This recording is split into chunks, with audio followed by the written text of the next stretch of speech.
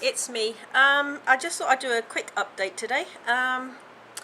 So I'll start with not doing an update.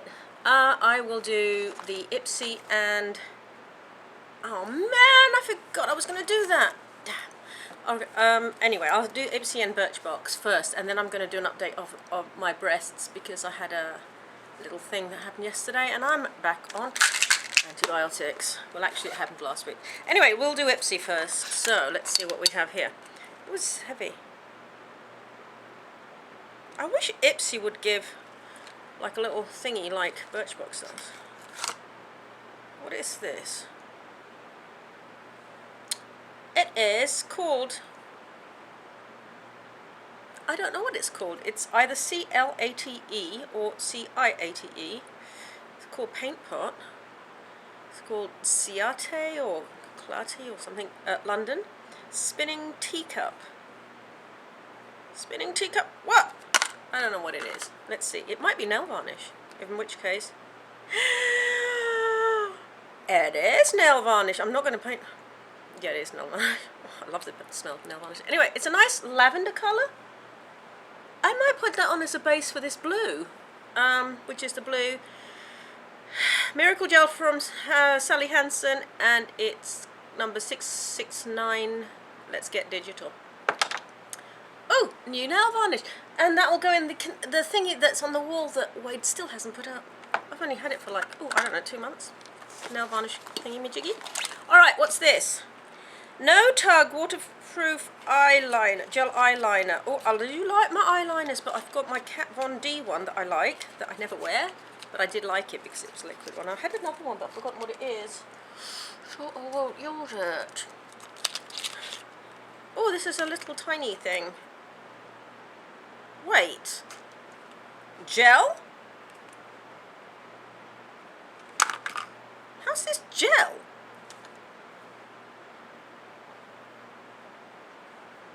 Oh!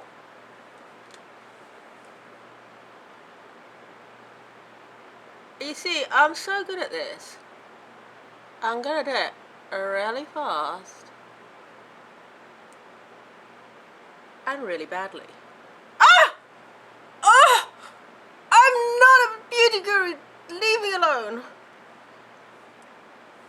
Oh shit, this looks bad. Ah! I need my thing! I don't have my face cleany things. Oh god, this is so bad. No, I'm not doing this. I can't do this. I'm no beauty guru. Stop. Get off me. Okay, that worked out for me, didn't it?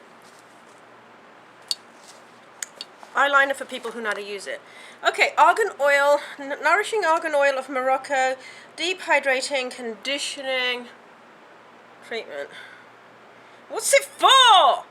Exotic argan oil and keratin restore, fortify, nourish weak, dry, damaged hair, protects color, use weekly. Directions after shampooing, applied to wet hair. I'll try this. Definitely try this. I mean, yeah, could use it. Okay, another thing was Winky Lux. I don't know what the frick it is. It says diamond powders are a girl's best friend, medium. This foundation powder contains genuine crushed diamond. Really? Maybe I could wear it on my freaking finger or something. I was going to say bum, but... Alright, let's see what this is.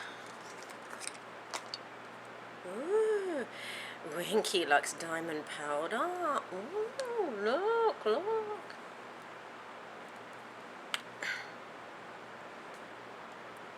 Okay. I don't know why I get this stuff. Alright, so I'll give that to Holly. She can try it out. She's actually tried a couple of the things, and one of these days I'll get her to do a report on whatever. The eyeliner I shall put where my eyeliners are, which is right there. Okay, so that was that. Did I show you my yeah, I did my sunglasses once. Oh, and also included in all this is a biocellulose facial treatment mask by 1 on skin, Harley's, says, it's a brightening activator and moisture infusion system. I shall use it in some, I don't think it's a mask, I think it's like, oh, maybe it is, I don't know. Alright, so that was the IPSY. The best part of the IPSY this time, I have to admit, is the bag. It's kind of cute for stuff, you know, pencils.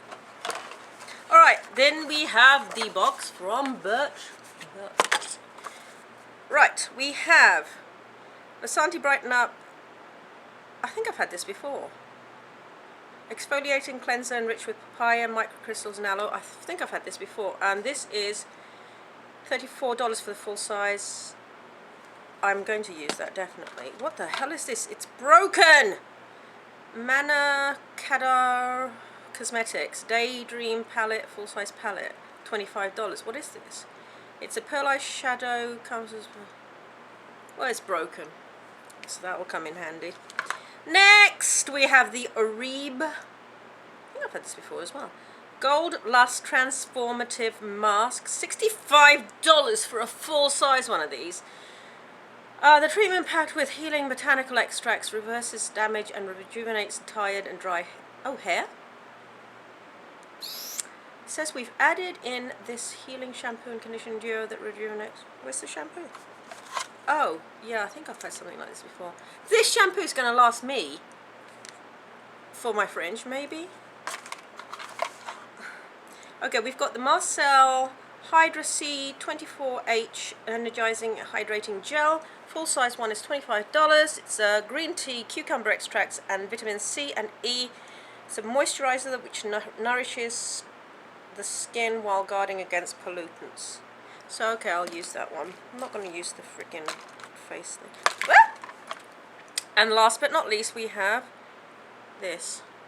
Beauty Protector Protect and Oil, full size is $28. This customer favorite hair oil defends against UV rays, heat and breakage, plus it creates shine without feeling greasy. So when do you use it? How am I supposed to see any writing on this? The bottle is so freaking... It keeps hair healthy, blah blah. But when do you use it? When it's dry? When it's done? It says, while guarding against UV rays and heat. Well, it's... Well, if you're not going to tell me how to use it, I'm not using it. And that's that simple. So that was this week's BirchBox and this month's BirchBox and thing. IPSY. Okay, so that's that. So, update. Last week, oh God, I still have that stuff in my eyes. Last week I went to see Dr. Feledy, and I had an emergency appointment because I hadn't actually got an appointment. It was supposed to be 2 weeks, which was yesterday. And I went to see him, and I had a leak. I made an appointment because basically I noticed a leak, and I thought it was an infection. I didn't know what it was. I'm not a doctor or a surgeon or anything like that. I only play one on TV or on YouTube. Not even. Anyway, so I went to the hospital. I had called his assistant, sent her a picture of the leak, and I went to the hospital, and just as I was signing in, he called me and said not to bother because it was probably the fat grafting. So he told me to come in the next day. So this happened on Tuesday. So he told me to come in the next day, and I did, and it turned out it was. And so he gave me a couple of stitches with no numbing, which was a little painful. Actually, I think it might have only been one, but it was a bit painful because there was no numbing, and I do have sensation because it's right on the edge. And so that was that, and I went away. And then this week I went back, and just before the appointment, because I don't often look because it's too low down, and it's not like I can move these things around. I mean, they're mobile and that, but they're just not like, I can't like have it facing up, and still got the problem with my eyes. Oh, that's another thing. I went in last week. I have scarring behind both my cataract lens implants, and because of being so young, that's why I've got scarring. It doesn't usually happen for normal cataract age people. And apparently, because of that, I had to have a laser on my eye. And I thought, what? Wait, when? He says, now. And I'm like, so I had a laser in my eye last week. Again, had that by myself, as with the stitch. And then I have to go back tomorrow to get this eye lasered because this one's even worse. And that's why I have so much glare and so much, like, almost like a smoky sort of thing. And so I have to do that tomorrow. And then the PKR, PRK, whatever it is, it's next week. And I didn't know what it was until I went in last week and they told me what it is. And it basically is they cut off your cornea.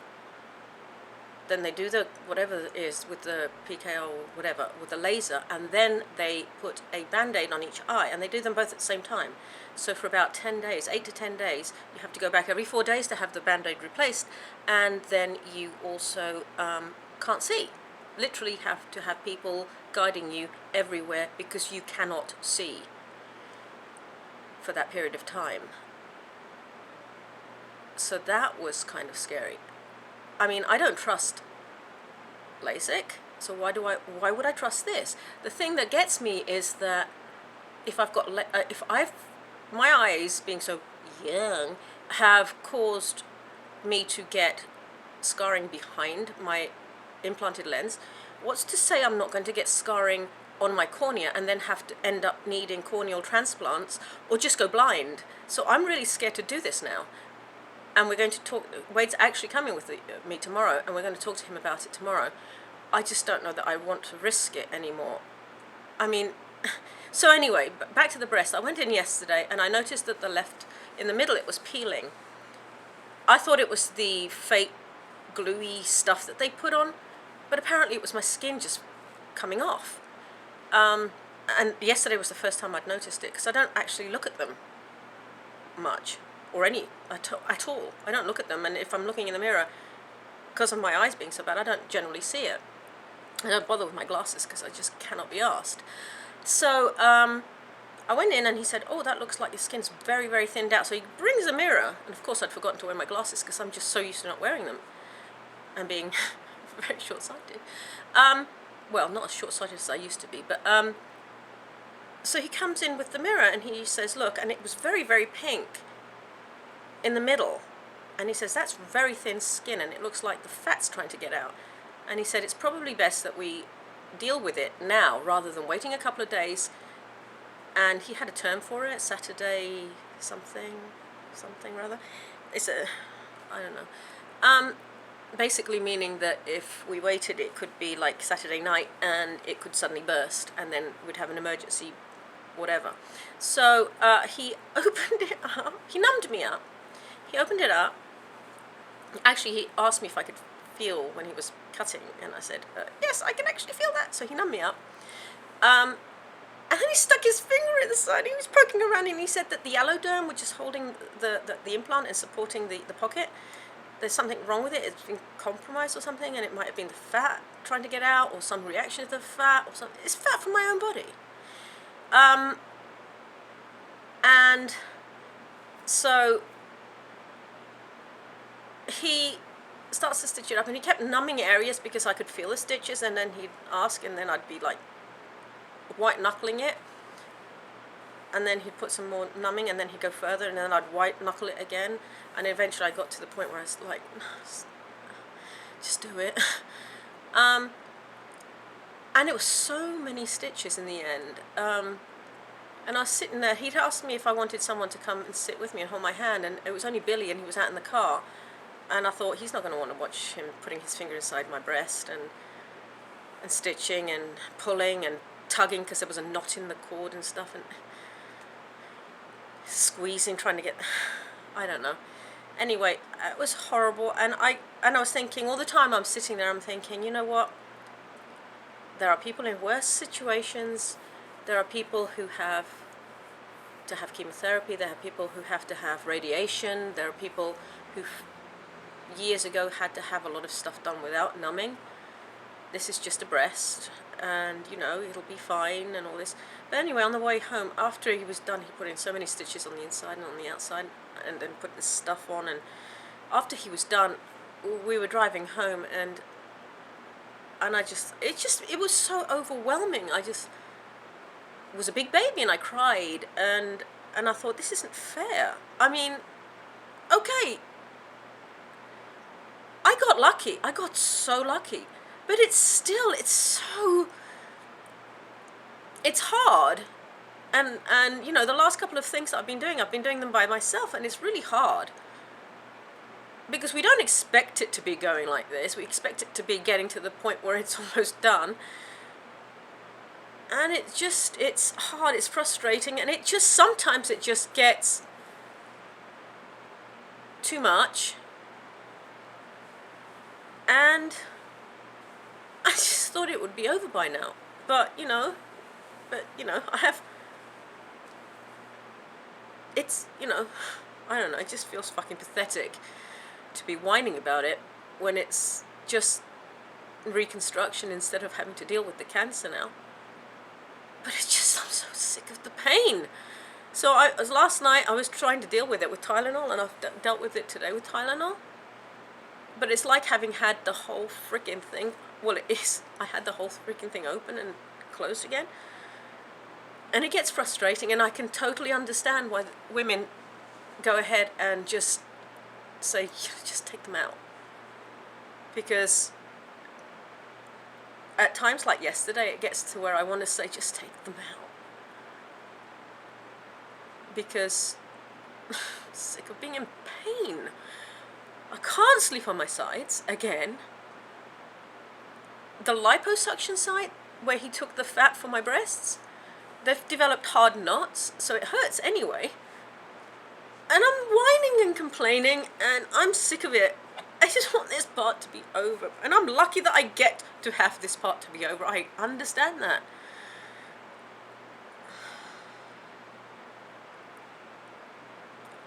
I just want this part to be finished. I don't want to do my eyes, because I don't want to be blind. And I just don't trust the whole eye thing anymore. Anyway, that's it for today. I'm sorry, I was whining and bitching, and I just needed to purge. Thanks for watching.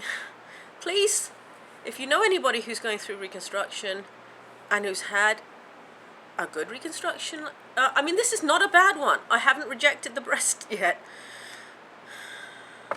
Knock on wood.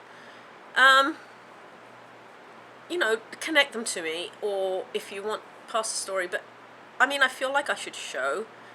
Go onto my Instagram. I'll put a link to it, and I'll show pictures of the process. I'm going to put pictures of the